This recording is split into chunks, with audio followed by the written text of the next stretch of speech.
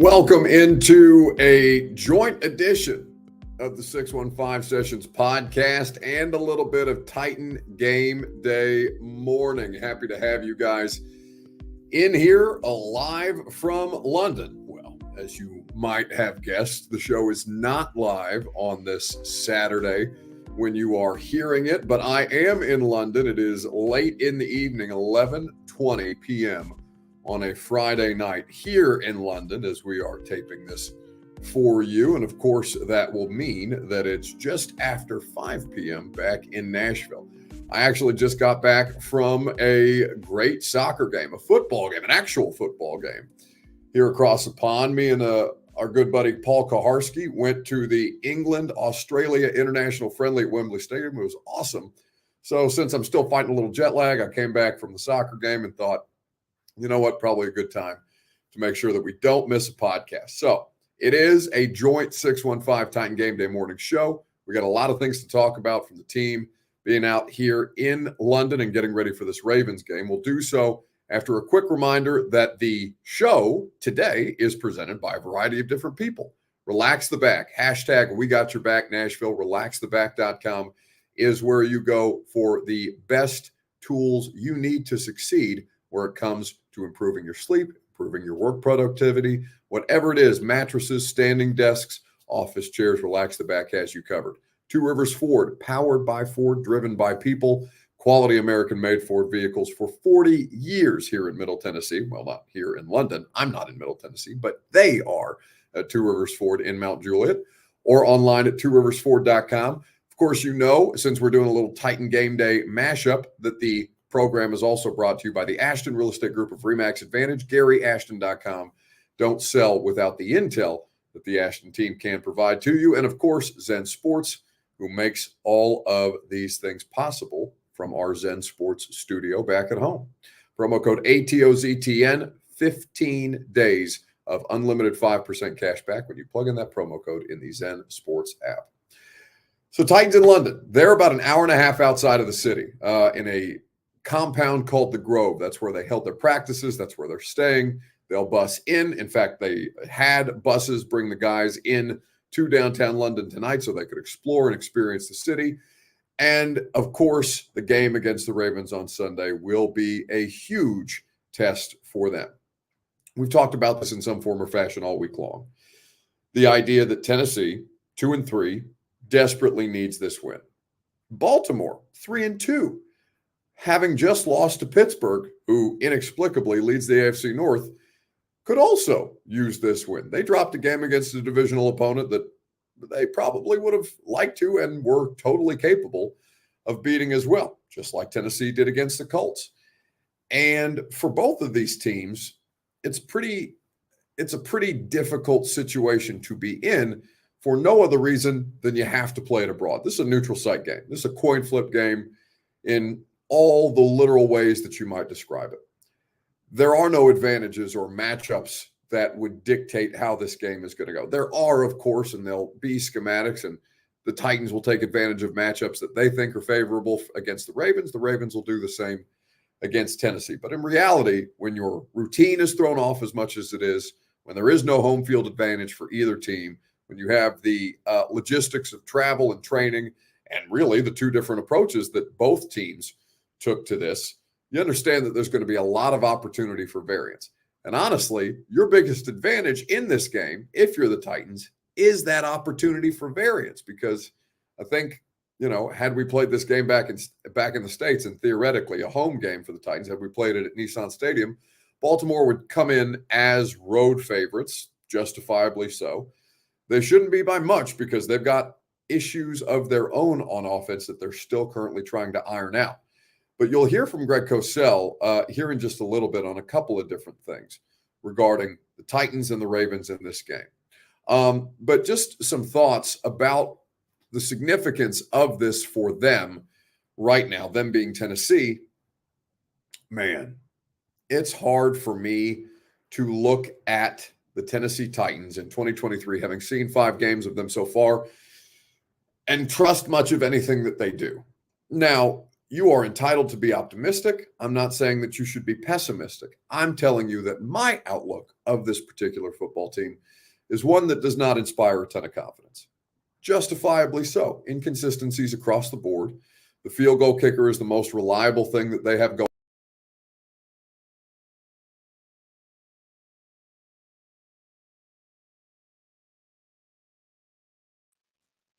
At a certain point, when it comes to that field goal kicker, you understand that he is being relied on entirely too much, and that 53-yard field goal attempts, as he was asked to make against the Colts, shouldn't be treated as routinely as they seem to be making them. Now, for the Ravens, their inconsistencies are also on offense. The defense isn't spectacularly good this year, and I'll give you some numbers on them here in just a second as we get through the 615 Sessions podcast here this afternoon.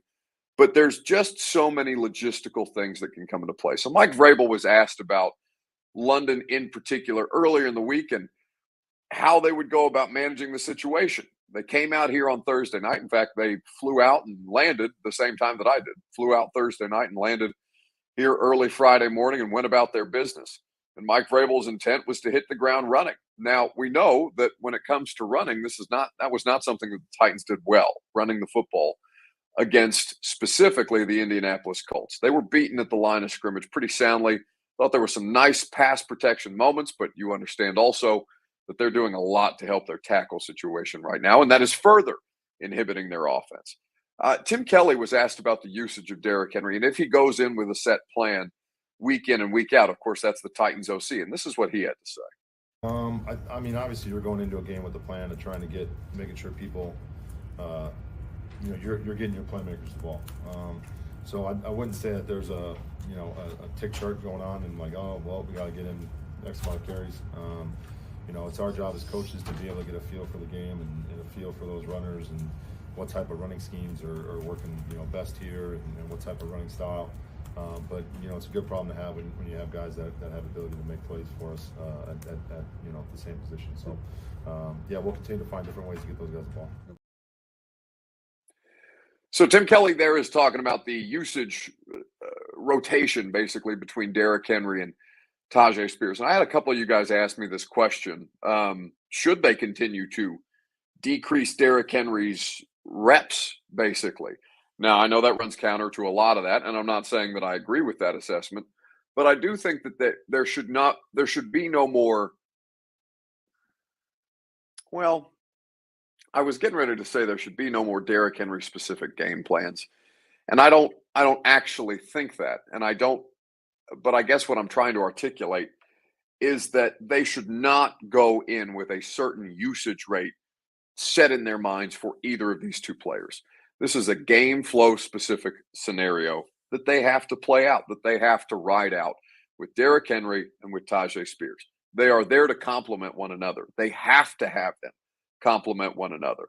Mike Vrabel was very complimentary of Spears and Hopkins in particular from earlier in the week. We talked about a variety of different things and about ways that these guys get involved, not just with the ball in their hands, but as playmakers. Tajay Spears, the second highest graded pass protector among qualified people who have been in pass protection this year. That's according to Pro Football Focus. His pass blocking rating is in the 90th percentile. That's outstanding, and it allows him to stay on the field in other situations where you might have to pull, say, a Dontrell Hilliard or a Hassan Haskins or somebody like that in years past.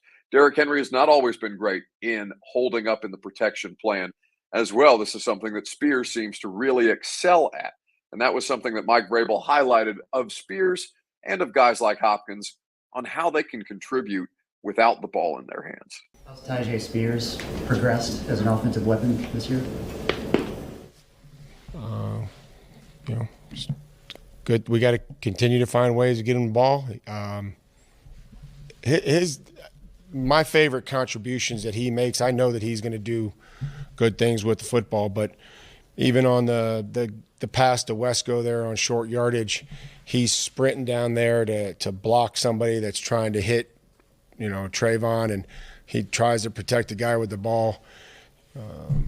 didn't really mention it, I don't think, during the week in Cincinnati, but the 15-yard penalty that everybody was questioning was Tajay coming over and blocking a guy and squaring him up in the hole and then driving him as the pass went, and the guy ripped Tajay's helmet off, and that's what they ended up calling it. So I think there was some questions on, was it on the quarterback, was it on Nick? It was actually Tajay's willingness to go in there and block the guy and finish as long as he could that the guy got frustrated and ripped his helmet off. So those are the things that, again, we talked about in Minnesota when he came in and blocked, and the pressure and the mug look. And so those are all really, really positive things outside of what he does with the football in his hand, which, speaks for itself. With DeAndre Hopkins, that drive coming out of the halftime, it kind of took over that drive. How do you like the way he's just kind of getting settled in as one of the major guys in the offense? Well, he has to be, and he knows that, and the connection that he has with the quarterback and his ability to find seams in the defense, and whether it's to settle down or uncover, run through his zone. Ryan gave him a good ball, or his ability to adjust to a pass, his body control. So, I know up until yesterday, he obviously would have wanted more production, but I've mentioned before, every time we've needed a play on third down, he's been there, or a play at the end of the Chargers game, made a huge play. So yesterday it was great to see him, have some, production. That was Mike Vrabel speaking on Tajay Spears and DeAndre Hopkins a couple of days ago as we do the 615 Sessions podcast here live from, I keep saying live, but it's my habit to say live. We do so many of these things live, the radio show, the streaming show, now the 615 Sessions, that you'll forgive me that verbal tick. We are not live. This is, for me to be live, it would have not worked with the time constraints, as I've already mentioned earlier, for those of you who might have just popped on the premiere version of the podcast, because we will be premiering this for you on Saturday morning, while I am blissfully, hopefully asleep. I have not yet adapted to the jet lag situation. Wasn't able to sleep on the plane. It was a tough scene. I swear to God. And I was sitting next to the human embodiment of Homer and Marge Simpson, like voices that you could not make up. In fact, you could make them up. You could put them in The Simpsons as characters. They sounded ridiculous, and they were keeping me awake the entire time, not because they were talking to me, but they were talking amongst themselves, husband and wife. That's fine. It's their right. It's a 9-hour flight. You're entitled to do so. But also, I was, every time I heard both of their voices, it was like nails on a chalkboard. And maybe that's just because overnight flights are not my thing, but meaning no disrespect. Actually, there's no way for me to say that without meaning disrespect to the couple that was sitting next to me from Boston to London. But either way, we're hoping we can get some sleep before at some point this weekend while I'm over here, before I ship on back for Monday. Which reminds me, there's not going to be a prime time with me on Sunday night, because I will be that will be 2 a.m. local time here in London that the primetime show would normally air. So we are going to defer to Sam Phelan, who is back in Nashville, who will be me on Sunday night. So he will have your full reaction to Titans and Ravens for you while I am in transit and also off next week for vacation. I'm taking the bye week off, so no 615, no install, no primetime. There will be a radio show, but it won't be me hosting the radio show while we all take some much-needed time off, I think. But Titans don't have that luxury yet. They have to be able to step up in this game. Now, you heard from Mike Vrabel about playmakers who are involved in the offense in a variety of different ways. And we have not yet talked about guys who need to step up consequentially. I think when you talk about Treylon Burks, who didn't even make the trip. He was ruled out on Thursday before they got on the plane, as was Elijah Molden and Luke Gifford, the special teams linebacker. But, the Burks thing, I assumed that he was not going to play. This will be 3 straight games that he missed, and it was my understanding that this was always the plan, to get him through the bye week and try and keep him from an injured reserve stint that would cost him at least 4 games, as opposed to a time period of weeks that they could manipulate with the bye in their favor in the first half of the season. So without Burks, he's not a consistent playmaker for this offense yet. I had NWI on the radio show this week, and you can check that full interview out via the podcast, or I know they've uploaded it individually to YouTube on the 104.5 The Zone YouTube channel. But, Nick has been a vastly more consistent playmaker as a wide receiver than anybody not named Hopkins on the team. Now, Westbrook-Akina is the only player who's caught, or the only wide receiver who's caught a touchdown pass this season for the Titans. He has 2. In fact, both of Ryan Tannehill's touchdown passes have gone to Nick Westbrook-Akina. Remember that Tannehill has 2 touchdowns to 5 interceptions this year, and that the third passing touchdown that the Titans have this year was a Derrick Henry pass to rookie tight end Josh Wiley.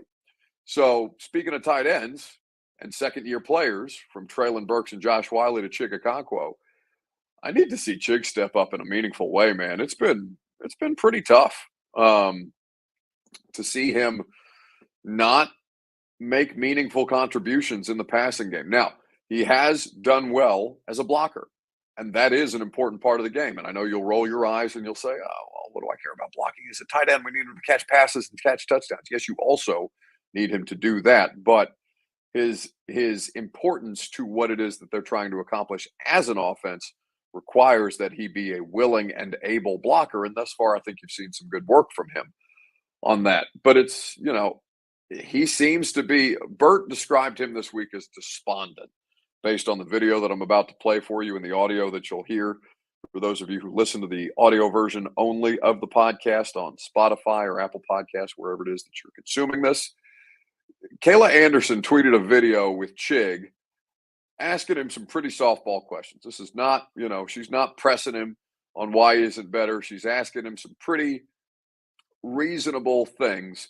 And just listen to how short and how disinterested he is in engaging in the subject matter when all Kayla's trying to do is, 1, ask him what's going on with his situation, and 2, I honestly think that she was kind of providing him a bit of a life raft that he seemed unwilling to take. This was Chig Okonkwo in the locker room this week.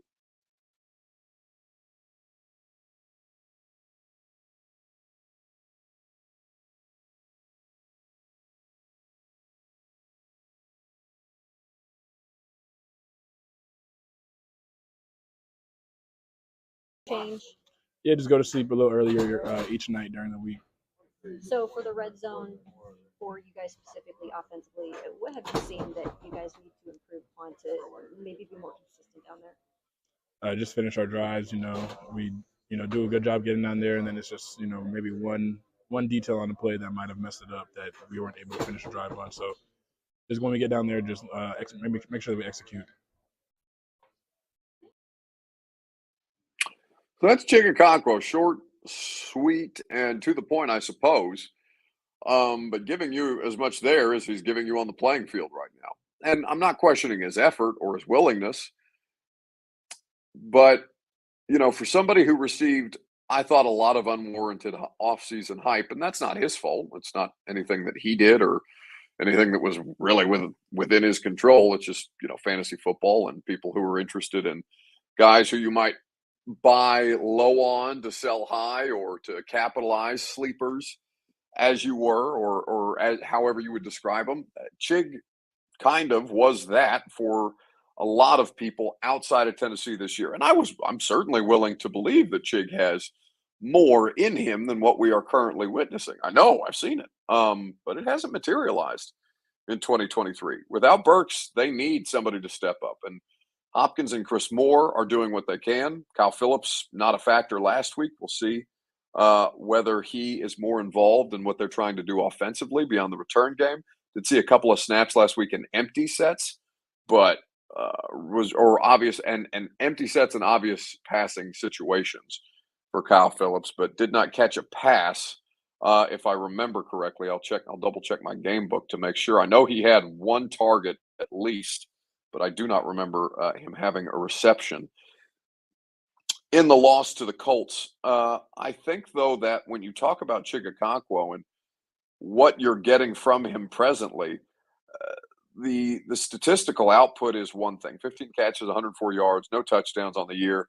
They do use him in a bunch of different ways, but he was targeted 9 times against the Colts. He only came up with 5. Like, make a play, dude.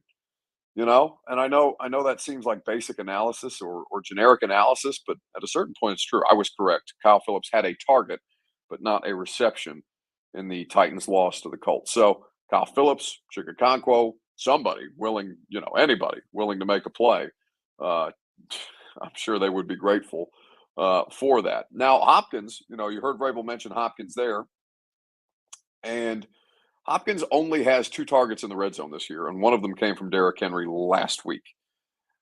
Tim Kelly was asked about the usage of DeAndre Hopkins on Thursday before the team flew to London, and I thought, his answer didn't give you a ton of insight, but well, we'll see what you make of this. This is Tim Kelly on Thursday. I think, that's, again, when you got to have a guy like Hop, a guy like Derek, a guy like Tajay, who cheer on these different players who are not only talented in terms of being able to make plays when you have the ball, but also do a good enough job of understanding the system and understanding the scheme to where you can move them and they can align in different positions. It allows you flexibility, and not only what you're calling and how you're calling it. So, it's been, again, it's a credit to those guys that being able to come in here and learn the system and not just memorize plays, to provide themselves the versatility to be able to move around. So that's Tim Kelly speaking on the versatility, and it's not just about him memorizing plays or things of that nature, but how much he can create and how much the offense needs to help him create. Here's the thing. Cosell brought this up earlier on the podcast that we do with Greg each and every week on Wednesdays. Greg mentioning the idea that this is a Titans team that can't just line up and play, and in fact is being limited by the amount of times they have to help their tackles. It's limiting how many routes they can send out in their passing game on any given third down or any obvious passing situation, right? Where they keep guys in to help keep Tannehill upright, but only send 2 or 3 routes out on any given play design because that's all they're capable of doing. You limit yourself. You give the defense a numbers advantage right away. And in that situation, it is tough to get into the full scope of your playbook. And I think that's something that Tim Kelly is also working uphill against. Now, nobody cares, right? It's the Kim Kardashian thing. It's you better work, bitch, right? Nobody cares. Work harder type of stuff. And I think that that's basically the situation that the Titans are in. I don't doubt that they're working hard. It's just the fruits of that have yet to pay dividends, I think, in a meaningful way in 2023. So that's going to do it for us from London. Enjoy the game. I'll have Titans radio pregame coverage for you. A little bit of Lead Company countdown to kickoff back in Nashville. I think that's going to be from 6 to 6:30 a.m. with me, and then Mickey and Blaine will continue to host it up until Titans Countdown begins at 8:30. Kayla will do a half hour with the boys as well, and then they'll take you through the rest of the time remaining, the final half hour before Titans Countdown, which I am on, of course, at 11:45 with Jim Wyatt and Rhett Bryan at Tottenham Hotspur Stadium. It's going to be awesome. We'll see if the Titans can steal one. They're going to have to steal one. This is as must-win a situation as could be had. 3-3 going into the bye week feels a hell of a lot different than 2-4, especially when you talk about a game at home against the Falcons before 3 straight road trips, and one of them being on Thursday Night Football. Enjoy the evening. Enjoy the rest of it's evening here. It's almost midnight here as we get ready to wrap this up. So enjoy whatever is left of your day at the time that you're hearing this particular podcast. We'll do another one. Not for 2 weeks, because like I said, I'm on bye-week vacation next week. So the next time that I talk to you guys, it will probably be a little bit of radio on Monday. Not the whole radio show. Lucas is going to be me for the most part on Monday, but we won't really spend a lot of extended time together until not this coming Monday, but next. So enjoy the time that I have away from you. If I catch you on the pregame show on Sunday, I'll look forward to speaking to you guys then. But you can always keep it right here for your Titans coverage on the 615 Sessions podcast. And every once in a while, the rare international Titan game day morning. It's not quite in the morning. It's at 11:44 p.m.